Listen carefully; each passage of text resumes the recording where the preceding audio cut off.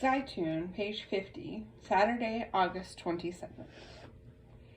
Zeitoun and Kathy woke late after 8. When they turned on the TV, they saw Michael Brown, director of the Federal Management Agency, telling all residents of New Orleans to leave as soon as they could, to head inland with all possible haste. The National Hurricane Center had issued a watch for central Louisiana and warned that the hurricane could become a Category 5 by the time it made landfall. Category 5 hurricanes had only struck the United States mainland 3 times before, and never New Orleans. "Honey," Kathy said, "I think we should go." "You go," Zeitoun said. "I'll stay." "How can you stay?" she asked. But she knew the answer. Their business wasn't a simple one, where you could lock an office door and leave. Leaving the city meant leaving all their properties, leaving their tenants' homes, and this they couldn't do unless absolutely necessary. They had job sites all over the city, and any number of things could happen in their absence. They would be liable for damage if their equipment caused harm to clients' property. It was yet another hazard of the company they built. Kathy was leaning strongly toward fleeing, and watching the news throughout the day, it seemed that there were so many new indicators that this storm was unique, and that she didn't feel she could even contemplate staying in the city. They had already closed down most operations at Louis Armstrong International Airport. The Louisiana National Guard had called 4,000 troops into service. Mid-morning, it was at least 95 degrees, the air laden with humidity. Zeitoun was in the backyard running around with the kids and McKay the dog. Kathy opened the back door. "You're really staying?" Kathy asked him. Somehow she thought that he might be wavering. She was wrong.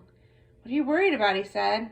She wasn't worried, in fact. She didn't fear for her husband's safety, really, but she did have the feeling that life in the city would be very trying during and after the storm. The electricity would go, the roads would become covered with debris, impassable for days.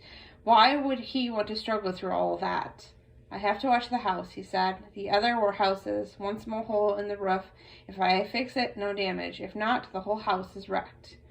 By the early afternoon, Mayor Nagin and Governor Blanco had called for voluntary evacuation of the city. Nagin told residents that the Superdome would be open as a shelter of last resort. Kathy shuddered at the thought. The year before, with Hurricane Ivan, that plan had been a miserable failure. The Superdome had been ill-supplied and overcrowded. Then, in '98, with Hurricane Georges, she couldn't believe the place was being used again. Maybe they learned from the last time a better provision to the stadium. Anything was possible, but she was doubtful. Kathy planned to leave as soon as the contraflow took effect, supposedly around 4 o'clock. The contraflow would allow all lanes of every highway to flow outward from the city. By then, Kathy would have the Odyssey packed and ready in the driveway. But where could she be going? She knew all well that every hotel within 200 miles would be booked already. So it was a matter of deciding which family member she'd impose on. She had thought first of her sister Anne, who lived in Poplarville, Mississippi, but then she called Anne was considering leaving too. Her home was technically within the area that would be affected by the high winds, and it was surrounded by old trees. Given the likelihood that one of them might fall through her roof, Anne wasn't sure she should stay there herself, let alone with Kathy and her kids. The next option was the family headquarters in Baton Rouge, owned by her brother Andy. It was a 3-bedroom ranch and subdivision outside the city. Andy traveled frequently and was currently in Hong Kong working on a construction project. While he'd been gone, two of Kathy's sisters, Patty and Marianne, had moved in. Kathy knew they would allow her family to stay, but it would be cramped. The house wasn't so big to begin with, and Patty had 4 kids of her own. With Kathy's family there, all told, there would be 8 kids and 3 sisters living together in a house that would likely lose electricity in the high winds. Still, it had been some time since the families had gotten together. This might bring them closer. They could all eat out, maybe go shopping in Baton Rouge. Kathy knew her kids would endorse the plan. Patty's kids were older, but they got along well with the Zeitouns, and anyway, 8 kids always found something to do together. It would be cramped and loud, but Kathy found herself looking forward to it. Throughout the afternoon, Kathy tried to convince her husband to come with them. When he had officially suggested an all-city evacuation before, she asked, wasn't the reason enough to go? Zeitoun agreed that it was unusual, but he had never evacuated before, and he saw no need to do so now. Their home was elevated 3 feet above the ground and rose 2 stories on top of that. so there would be no danger of getting stuck in an attic or of a roof. Even if the worst happened, Zeitoun could always retreat to the second floor, and they lived nowhere near any levees, so they wouldn't get any of the flash flooding that might hit some of the other neighborhoods. It was East New Orleans, or the Lower Ninth, which with its one-story houses so close to the levees that were in the gravest danger, and he centrally couldn't leave before he secured all his job sites. No one else would do it, and he wouldn't ask anyone else to do it. He'd already told his workers and his foremen to leave, to be with their families, to get a head start on the traffic. He planned to go to every one of the 9 job sites to gather or tie down his equipment.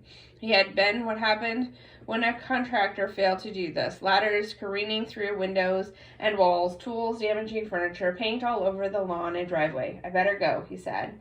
He set out visiting the work sites, tying down ladders, packing up tools, brushes, loose tiles, sheetrock. He was through about half the sites when he headed home to say goodbye to Kathy and the kids. Kathy was loading up a few small bags in the back of the Odyssey. She had packed enough clothes, toiletries, and food for 2 days. They would return on Monday night, she figured, after the storm had come and gone. Kathy had the minivan's radio on and heard Mayor Nahan repeat his instructions for residents to leave the city, but she noted that he had stopped short of mandatory evacuation. This would embolden her husband, she was certain. She switched to another station where they were issuing a warning that anyone who planned to ride out the storm in New Orleans should be prepared for a flood. Levee breaches could happen, they said. Storm surges might cause flooding. 10 or 15 feet of water could be a possibility. Any diehards stay home should have an axe in case they need to chop through their attic to reach the roof. Zeitoun pulled up and parked the van on the street in front of the house.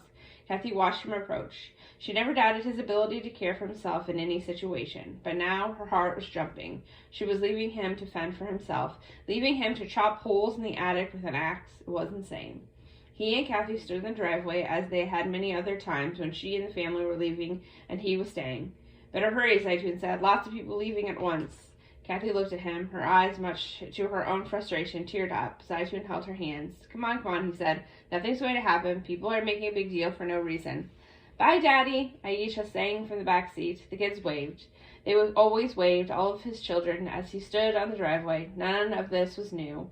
A dozen times they had lived this moment, as Kathy and his children drove off in search of sanctuary or rest, leaving Zeitoun to watch over his house and the houses of his neighbors and clients all over the city. He had keys to dozens of other houses. Everyone trusted him with their homes and everyone in them. "See you Monday," he said. Kathy drove away, knowing they were all mad. Living in a city like this was madness. Fleeing, it was madness. Leaving her husband alone in a home in the path of a hurricane was madness. She waved, her children waved, and Zeitoun stood in the driveway, waving until his family was gone.